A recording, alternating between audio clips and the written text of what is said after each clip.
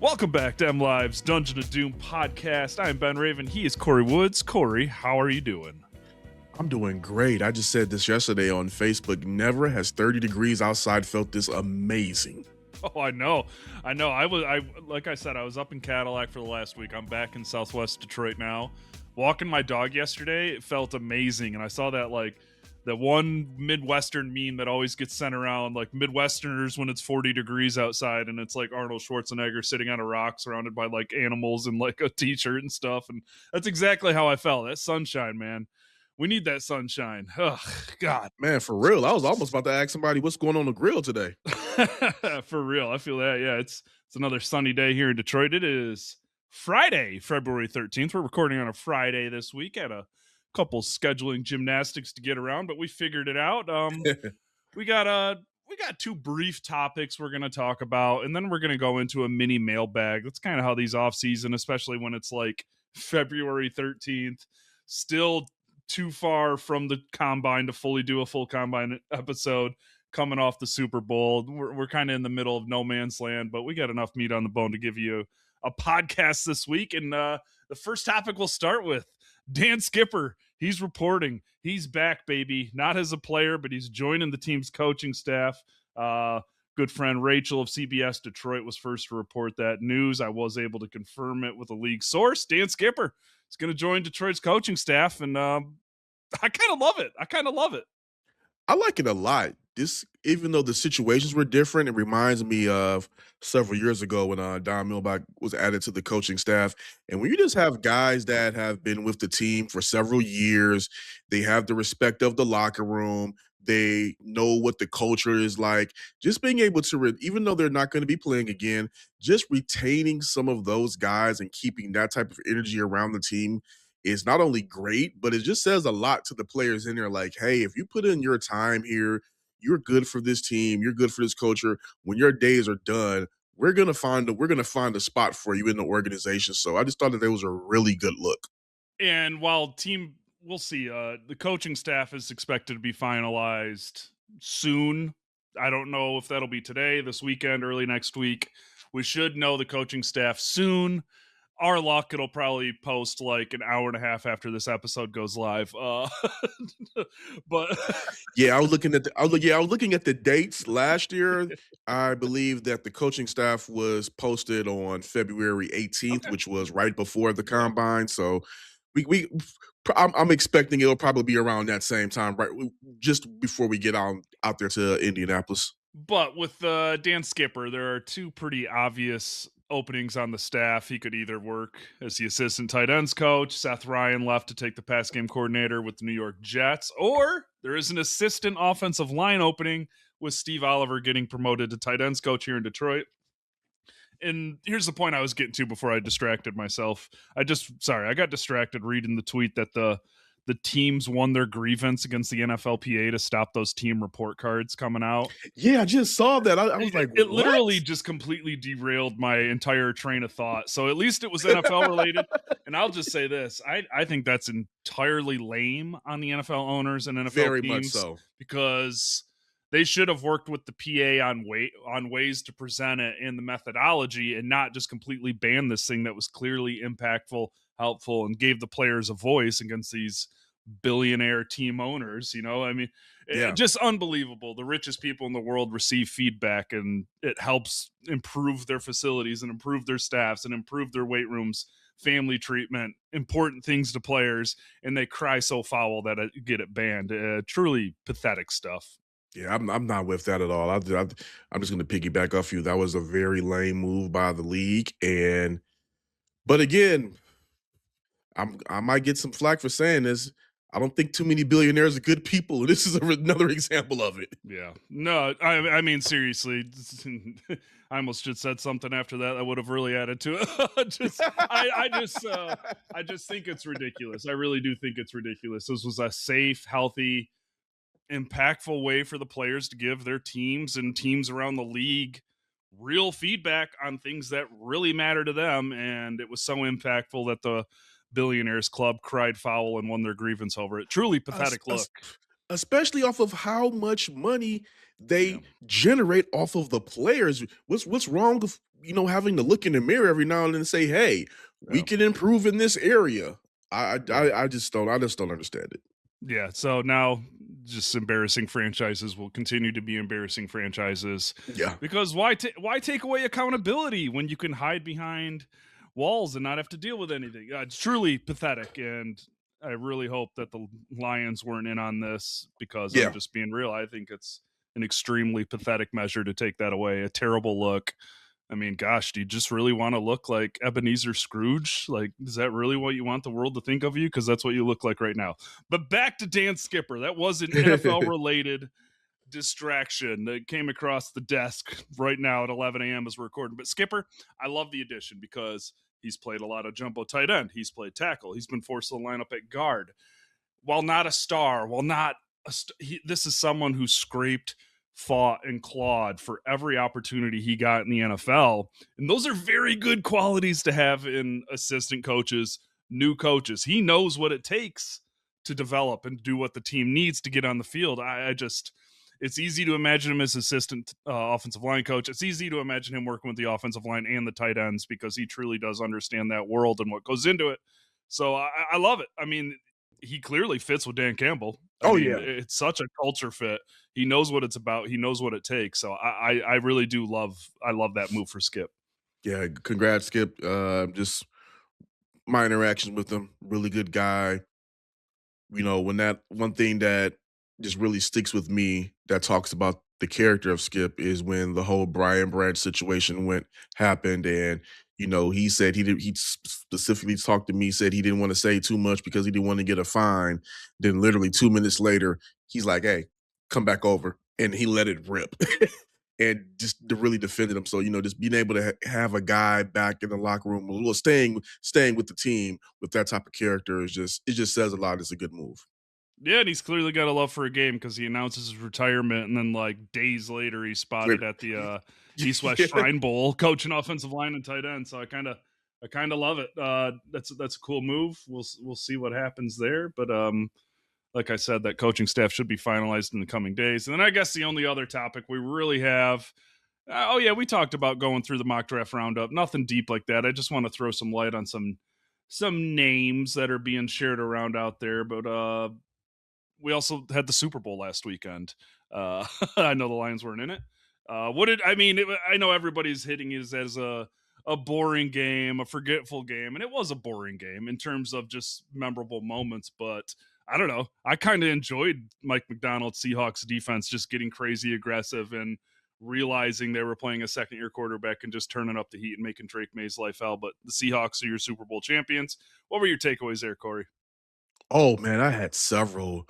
The first Mhm. one was I know the Minnesota Vikings have to be kicking themselves that they let Sam Darnold out the door. Just I mean, granted, his end of the season was not the greatest, but they let a guy out the door that had them a successful season, and they let him go stay in not in the division, but stay in the conference and lead a team to a Super Bowl. Not years later, the very next season, and then yeah, then you're looking through your season and you basically missed the playoffs because of quarterback struggle. So that was one thing I felt came away with, like, I know they're kicking themselves. The second one was like, no disrespect to Sam Darnold, but you cannot tell me that if you don't repair this offensive line and this defense has some type of health, Jared Goff cannot lead the Lions to the same thing. Yeah, we got a couple interesting mailbag questions about someone like Darnold winning the Super Bowl, and we'll get into that when we get that question. But I just think, man, I watched that game, and I watched even on the Patriots side with Milton Williams owning some game. The trenches won that game. The defensive trenches won that game, and my goodness, Seattle has just created once again an awesome secondary. They just have Devin with Lions loved Witherspoon. They wanted Witherspoon. That draft still ended up working out well for them. But watching Witherspoon, watching Christian Gonzalez in that game, it's like, damn, I wrote about those guys so much that offseason. And they both just turned into absolute studs. Witherspoon is just one of like that. I don't want when the Lions don't play the Seahawks, I don't watch a lot of Seahawks games. It's just life in the NFL. But man, I love watching Devin Witherspoon. I love watching that rookie safety. Just a good defense. But those were my takeaways. Like the 3 lessons learned is like defensive trenches win championships, and when you have an awesome, versatile secondary that can go inside, stop the run, rush the passer, do all the things that guys like Witherspoon is doing, you got a good chance at winning games. It's I know everybody just likes to look at Darnold, but gosh, Kenneth Walker was awesome in that game, and just a weird Super Bowl, a Patriots Seahawks Super Bowl. If you would have predicted that before the season, you would have got reactions like Desmond Howard gets to his like playoff predictions before the season. I wonder if somebody bet that one, because I mean, man, if you bet that at the beginning of the season, you had to have cleaned up. That had to. I'm super curious. I will do a dive into that after we record. That sounds like it takes some time, but that was like I watched it with my dad, and it was like the first thing he said. He's like, "Man, I know these teams are good and have been good all year, but Patriots Seahawks 2026, that's a weird matchup, right?" And I was like, "Yeah, it's pretty weird for sure." So, then the other topic we'll get into the mock draft roundup just posted mlive.com/lions. We're not going to go too deep into this. We're going to save some meat on the bone for next week's kind of pre-combine preview message. Prospects we're looking forward to, what we're looking forward to hearing from Brad Holmes, Dan Campbell, and we will get to sit down with Drew Petzing in Indianapolis and meet with him as a beat. That'll be great. But just some names that are like, I've been doing these mock draft roundups, I think, for 3 weeks now. Monroe Freeling, the offensive tackle from Georgia, is getting a lot of love. The big guard from Penn State's getting a lot of love. He was back on the list today. Caden Proctor, the offensive tackle from Alabama, has been on every mock draft roundup. So has been Akeem Mesidor, the edge rusher from Miami. And then you got the Utah tackles. Spencer Fano's probably favorite prospect in the draft for me, but he's going to go way above 17, so he's kind of already getting out of my mind. And then you get the sprinkled in edge rushers there, here and there. I mean, today's list was all edge rushers and offensive linemen, and honestly, there's been too many cornerbacks for my liking on those roundups in recent weeks. The Lions are not taking a cornerback in the first No, round. they're not. Today's felt the most realistic to me, the roundups that I've posted over the last 3 weeks or so. Yeah, I'm not like you said. We're gonna leave some meat on the bones. The one that of my quick glance of it, because like I said, we're just recording right now on Friday. Just went up. Akeem Mesidor, I believe I'm saying his name right. Yeah. Edge out of Miami. That's the one where I'm kind of a little bit apprehensive about, because I just did a quick research and just saw that he had a little bit of an injury history going on there. And anybody knows me that I'm about this. It doesn't matter how good they are. I am against drafting injured players. I don't like it. I stay away from it. I said for every Jameson Williams that works out, there are several others that just do not pan out. Yeah. But again, that's just a real quick surface level look. Yeah, and we even got a question about Mesidor in the mailbag. But the thing about him is, as we're still like somehow connected to this COVID era of football, like we're gonna get guys like this. I'm looking at his. I'm like, dude played 2 full seasons at West Virginia and then finished with 4 seasons at Miami. A 6-year college football player. He'll be a 25-year-old rookie. And Mesidor is one of those guys you would always hear about. You'd see a highlight here or there, kind of like never a consistent guy this past season. I mean, I hear you on the injury concerns, lost some time at West Virginia, lost most of a season at Miami, but this past season, I think he played every game on the road to the national title game, 17.5 tackles for loss, 12.5 sacks. He's a powerful pass rusher with some moves to his game. It's an interesting name. And I keep writing it. I'm like, if you are mocking something to the Lions and it's not an offensive lineman, it better as well damn be an edge rusher. Like, that's one thing we'll talk on before we get into the full mailbag. Cornerback. Why do people keep mocking a first-round cornerback to the Lions? I don't understand cornerback. And again, even when we were talking about getting a safety, which they do need, we were talking about in later rounds, not the first several rounds need to be focused on offensive line and edge rusher depth. Yeah. And then after that, focus on probably trying to grab the best safety available because of the injuries to Brian Branch and Kirby Joseph. Yes, the Lions have had some injuries at cornerback this season, but that is not of a concern. You don't need, because I see all the stuff out there, because you already know I'm a social media head. You don't need to talk about replacing a DJ Reed. Yeah. He played well Yeah. until he had the hamstring injury. I personally believe he came back too quickly, but I'm not a doctor. But when he's healthy, he's good. Tyrion, we saw flashes of why they took him. Hopefully, Yeah. he can be able to stay healthy. The real biggest thing is, as far as to me, their cornerback depth is concerned, is about Ennis Rakestraw. Yeah. And if you Yeah. maybe need to go out there and go grab maybe another savvy veteran in free agency or whatnot. But cornerback it's not an area of need. Mhm. Yeah, and they're starting Reed and Arnold at outside cornerback next year. Like that's happening. Like that's already pretty much set in stone. Rakestraw, we need to see what he is. But like when you talk about cornerback, yes, they need someone for the slot. Whether they bring back a Meek or not, they need someone for the slot to be able to handle that. You could also Yeah. draft a safety who can play some slot. Just Yeah. the first round cornerbacks have been throwing me off. I think linebacker is a greater need than outside cornerback just because of the Anzalone situation and Barnes' fit at Sam and where is his home after getting his big extension last year. I haven't understood the outside cornerbacks. If you're drafting like a standout safety who plays very well in the slot, you can sell me on that a little more. But an outside corner who's played like 200 nickel snaps in 4 years, they're not going to do that again. I also think Brad Holmes is he ain't going to wave the white flag on Arnold or Rakestraw yet. They just went back to back in the first 2 rounds 2 years ago. I just, maybe it's pride, maybe it's belief. I just don't see him doing that. But let's get into the mailbag. We covered that well. Yeah. Because I got the cornerback thing is interesting. Like I fully get it. The Lions' pass defense isn't great. It hasn't been great, but like I'm sorry, they have to start Reed and Arnold. That's a third-year first-round pick, and then that's a guy that you just paid $45+ million 1 year ago. So like those are your starters. If you can get Rakestraws, yeah, go ahead. I was gonna say, and I also believe that if you improve that pass rush, it takes a lot more pressure Yes. off of that secondary having Yes. to do so much work. So I mean, that's just my opinion of it. I don't think you really need to go Yeah. blow up the entire secondary right now. I mean, bring Yeah. like again, maybe go grab another guy, for that slot, nickel, Yeah. depending on what happens with Robertson. See what you're gonna get out of Rakestraw. Arnold and Reed, they're going to be back healthy. They probably grab a depth piece for safety. But I mean, yeah, address the pass rush. I think once you address that pass rush, you're going to take some of that pressure off of those guys back there. Bring back Amik, bring back Rock Ya-Sin, draft a safety nickel guy, but more schematically, play a little more zone next year. You can still be a man coverage dominant team, but play a little more zone next year and play more nickel next year. I won't go too deep into that, but like we got some base defense questions, and that's what we're going to get into.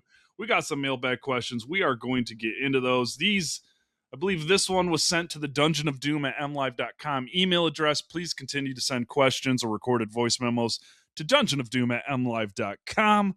We will read them or play them live on the air. This one is from Andrew Fairless. Are the Lions planning on shifting Penei Sewell back to left tackle when or if Taylor Decker retires? Yeah, I think it depends on who they draft or who they sign. I think a lot of people are fascinated with this topic, and I understand why they're fascinated with it. The right and left tackle stuff does not matter as much as it did maybe 25, 30 years ago. The game has changed. Pass rushers have changed. Tackles have changed. Quarterbacks have changed. They're not just sitting in the pocket, as they're going through the progressions thinking, oh man, I hope someone's back in my blind side. No, that doesn't happen anymore. So, but I understand the discussion. It really just depends on who they draft, who they sign, because Penei, I believe we were both there at Locker Room Cleanout Day. He's open for whatever. He's good enough to do whatever the team asks. That's one situation you guys really don't need to worry about. Penei Sewell's an all-pro on the left side. He's an all-pro on the right side. You don't have to worry about that. Yeah, I wouldn't really, harp on that too much. I mean, just looking at Penei and what he's done already and where he's at, I mean, 3-time first team All Pro, 4 Pro Bowls. I mean, I get it, but when you see what he's doing right here, I mean, do you really need to move him back? Yeah, I mean, yeah, it really is like if it's not broke, don't fix it. Obviously, the offensive line was kind of broke last year, and if Decker retires, then that situation is needs some fixing. But I just unless the guy they sign or draft just does not work on the left side, I would prefer to leave Sewell on the right side. I would prefer to lead Ratledge at right guard next to him. That is a very good combination, and I just don't. Yeah, I really am leaning towards just leaving Sewell at the right side. It's working. It's Yeah, I mean, just don't get you don't get cute. no. You're already seeing the production from where he's at. No need to get cute. I mean, I don't know. I mean, he I mean, I like you said, it's a fascination, but when it'll be one thing if Sewell was just looking good or Yeah. okay. No, he's regarded as one of if you're having a conversation about the top offensive lineman in the NFL, Penei Sewell is in the top three, and he's not three. He's one or two. The fascination and obsession from some on the topic, it's because we were raised taught that the left side was more important than the right side growing up. Shoot, even when I was playing the left side, that's your quarterback protector, that's your pass blocker, your right side guy, that's your run blocker. The game has evolved, coaching minds have evolved, offensive line plays evolved, quarterbacks have evolved, pass rushers have evolved. It matters, but it more matters on what matters to the quarterback, I would say. So hopefully that answers that question. It's an interesting topic. And listen, with Sewell, if he does get switched, he'll be fine. If he stays home, he'll be an all pro. Like, he'll probably be an all pro on the left side too. So that's just one of those guys where I have no concern with, and he gives the Lions just supreme versatility. We got a question from Upstate Dan in New York here. A lot was made when the defense was healthy about Kelvin Shepard's use of base defense at much higher rates than other teams in the NFL. Do you feel like this was a specific choice based on a philosophy that Shep has, or was that based on the personnel that the team had at the time? Looking ahead, do you expect the Lions to re-sign Anzalone or find a strong will linebacker replacement in free agency or the draft, or do you expect a more general scheme change of personnel to reflect that? Huge fan of the show. Love your work, from Upstate Dan. And just the Lions played base defense at league high rates last year. They had three linebackers on the field. You got four down linemen, you got three linebackers. There's no slot cornerback. You got your two cornerbacks on the outside, and then usually Anzalone playing in the slot role, hand signals, and then you got two safeties back. Base defense is not nickel. When you play a nickel, your slot comes on, a linebacker usually goes off. So the Lions were relying on Jack Campbell, Derek Barnes, and Alex Anzalone to play the majority of their snaps this season. So, yeah, they played more base than usual. That's been an interesting discussion. Down the season when Shepard was playing more zone and stuff like that, they were still living in base defense. Yeah, that was personnel based. Like, he pretty much even admitted that earlier on this season. I think we saw some more versatility in the scheme, the QB spy game, the blitz hard, pull off. There was just some more versatility in week to week changes like that. But I really do think it is personnel based. Shep will continue to be a little versatile based on what he has. And that leads us into the question of, do you expect the Lions to re-sign Anzalone or find a replacement in free agency in the draft? And what happens to the scheme? What happens? What is your feeling on the Anzalone situation? Because I have some thoughts on this as well. I don't think they're going to get their replacement in the draft. I just think there are other holes that they need to fill in the draft long term. So in that aspect, I think if they did find a replacement for him, it would be through free agency, and I would like to see what that would look like because I mean the Lions have to do some restructuring to free up some cap space for sure. But as far as Anzalone, um, I think last time we talked about this, I was 50-50. The more I think about it, I'm leaning to I'm you know what? I'm gonna stand on this. I'm leaning towards 60-40 that he returns. I just do not see I don't see them letting him walk out the door, and I don't see him leaving and going elsewhere because I just believe that both sides really want to, in just in my opinion, I believe both sides really want to figure this out. And just off of seeing some of the things from we saw last year from Barnes, and one point that you made continuously throughout the season, he is the Lions' best coverage linebacker. And do you really want to go with the unknown while he still has a lot left in the tank? So I just think that they figure out a way to get this deal done on both sides, just Just how much money he gets, I don't know. But I mean, only way I see Anzalone leaving is if another contender offers him a significantly better payday. Yeah, exactly. I'm kind of with you in the 60 to 40 range just because I've said it. Their defense is just so much better with Alex Anzalone on it, especially if they want to play the way that they've continued to play. And I just look at linebacker and I'm like, man, do you really want to create another need? And I hate to be like such a needs based draft and free agent thinker, but when you're a team like the Lions that are built so well across most of your roster, the needs really stick out. And you're like, all right, fix that. And you're like completing the puzzle. So that's why we really focus on that. And I'm just like, man, figure it out with Anzalone. He wants to be here. He's your will linebacker. He's your best coverage linebacker. He lets you do the things you want to do, you know? I mean, and Barnes at Sam, Anzalone at Will, and Jack Campbell at Mike is just a really nice fit. It just is a nice fit. Even when they're struggling, the pieces still make sense. I don't know. I like you said, it's hard to replace that in the draft, especially a veteran leader, 5-time captain. I don't know, man. I just And he's also earned his money. he has earned his money. And it's not like we're That's the talking biggest thing about about it. yeah. We're not talking about a massive cap breaking deal either. We're talking about a 31-year-old linebacker like who has earned his keep and then some. So I would figure it out. You know, I think one thing that was going around this week is that yes, the Lions are a little tight this year, especially with extensions coming up. But and this came from over the cap, the Lions could create $128 million in cap space with restructures on contracts.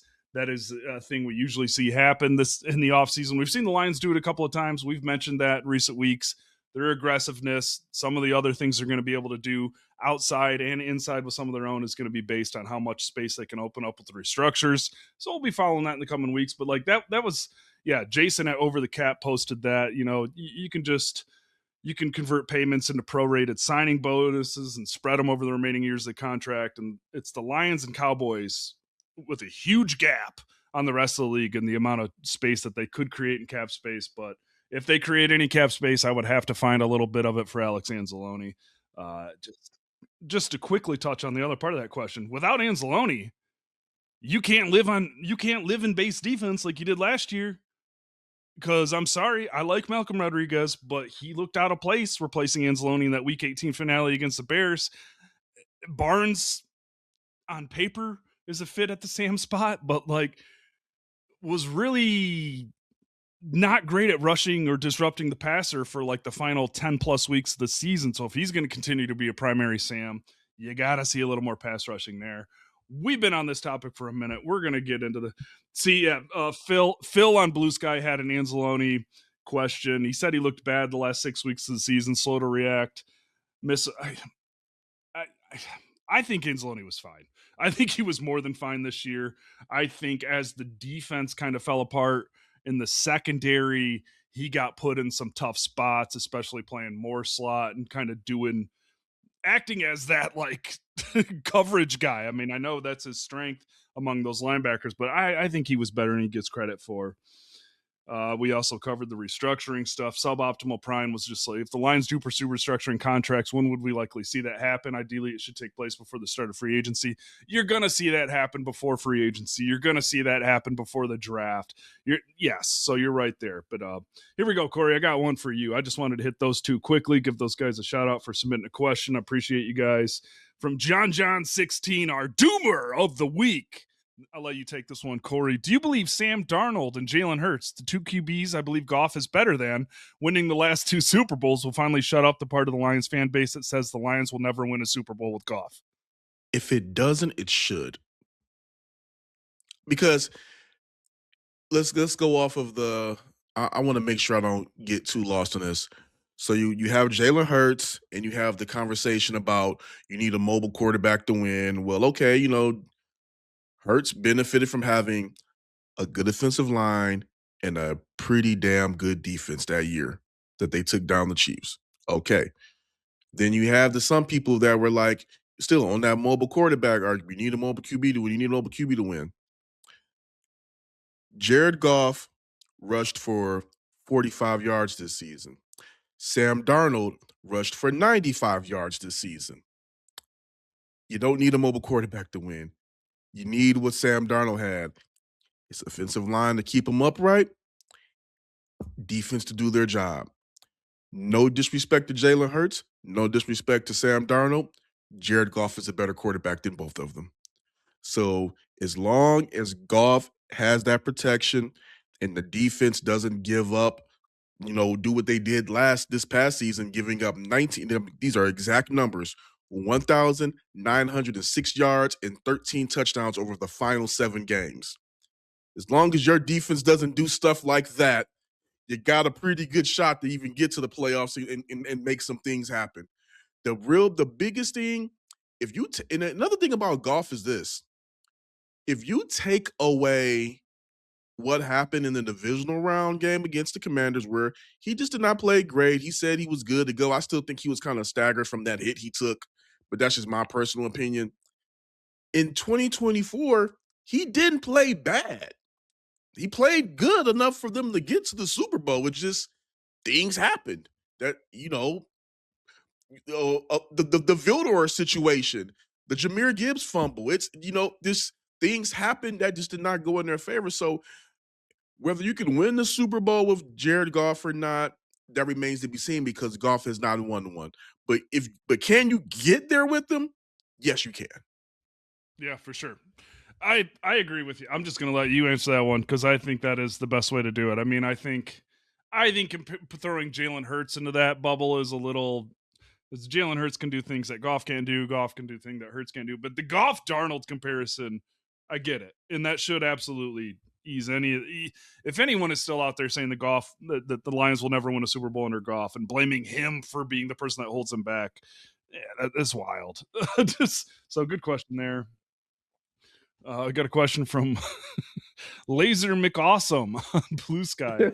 that's a I am name. I am hoping that the Lions take Akeem Mesidor round 1.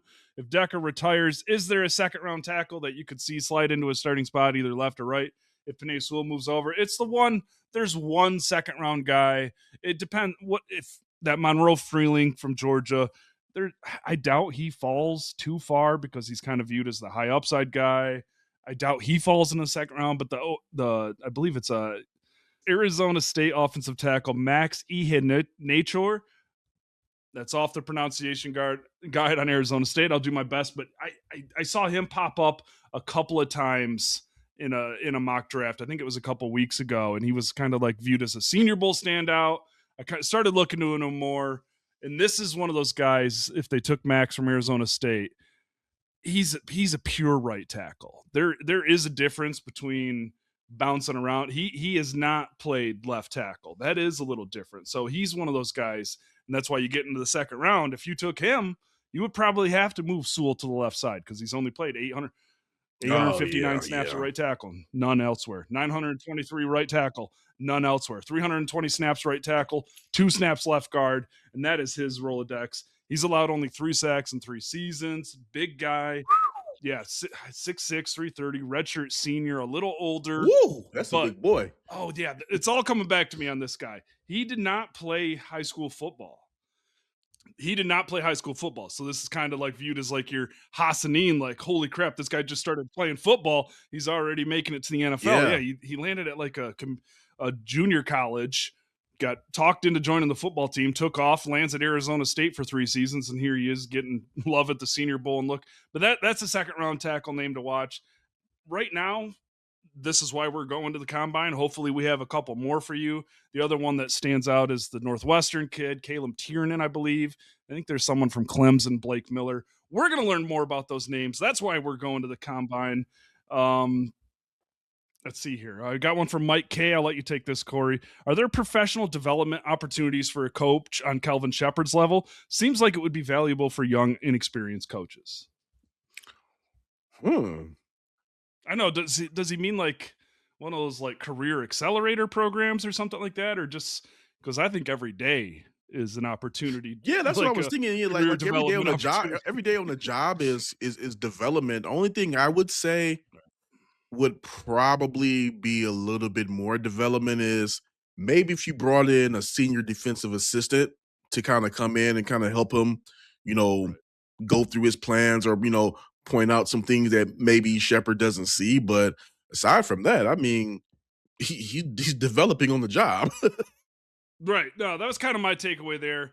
I just think I think he was like if there were like anything extra he could do. I mean, shoot, he's already risen to the level of a defensive coordinator. Every day for a 37-year-old first year defensive coordinator is a career development opportunity. Yeah. We got another one from Jeb Wieringa. Across all the stadiums you've covered, what are your top 5 food options and what makes them stand out above the rest? Opposing stadiums, food options. Oh shoot, it's Jerry World in Dallas, number 1. That's untouched. They had a filet mignon carving station both times I've gone. SoFi is up there. Oh, I'm trying to think. Baltimore had great like post game snacks, so that was great. But SoFi is up there big time. I'll just go top 3. What's your favorite road stadium food experience to this point? Um. Hmm. I'm trying to figure out. Yeah, you kind of get the NFC North tour, so I mean, Yeah, I don't great. really, I don't really have too much of a read on it. I'll just say, like, when we went to the NFC Championship, Yeah, I just like the options that they have in Levi Stadium. yeah, Levi's. Yeah, Jerry World, AT&T in Dallas, Arlington, excuse me, is the tops for me. You walk in there, they've got full-size Sour Patch. It's same as SoFi a little bit. So full-size Sour Patch bags you can just take. The Nitro Brew, cold brew cans to take. They got beer on tap after the game. Flame Mignon carving stations. You walk in there and you're like, what are y'all spending money on? But I think we're nearing the end here. We got one last question, then we'll get you out of here. Kory's got to get his car checked on. Danny Boy in the sky. When it comes to building a coaching staff, are there caps on the number of coaches a team can carry, like with rosters? No, I don't think there is. And with Dan's ability to develop coaching talent, damn it. With Dan's ability to develop coaching talent, would it make sense to bring on more coaches that need development to build a pipeline in house, like Skipper? What do you think, Kory? I don't think there are like technical limits on coaching staff, just to answer that first part. But do you like the idea of like, the Lions did this with Sean Deion Hamilton. They did it with Don Mailbag. They're doing it with Dan Skipper. Do you think that's a good way to build a pipeline, or is that just a good way to build out a staff of dudes you trust that are going to be here? I think it's a little bit of both. I think it is a way to build out a pipeline and then be able to you already have guys in the building, you know what they're about, and then you know what their mindset is like. So I think it's a bit of both. I think it's definitely a great way to build that tree. Yeah. No, I think so too. Like I said, I'm fully on board with the Skip hire. It's a great move for him. It's a great move for the Lions. We'll see how it works out, but he knows everyone in that building on both sides. And I just love a scrappy guy that had to work for everything he ever got, becoming an assistant coach. That's just a good thing. Every coach I played for that was kind of like that was like, all right, this guy knows how to just get it done. He knows how to teach. He might not have been the superstar, but he knows the ins and outs. He knows the jumbo tight ends. He knows tackle. He knows guard. It'll be a good addition. He knows Hank Fraley. But we'll be back next week. A little combine preview, because then we'll be on the road to Indianapolis not too long. In 10 days from now, we are on the road to Indianapolis for the scouting combine. Thank you for the questions. Please continue to send questions. dungeonofdoom at MLive.com, or hit Kory or myself up on social media. Kory, go get that car checked out. We're getting out of here. Sorry to pull it tight to the deadline, but hope you have a good weekend. All right, man. You too. Time to go. All right.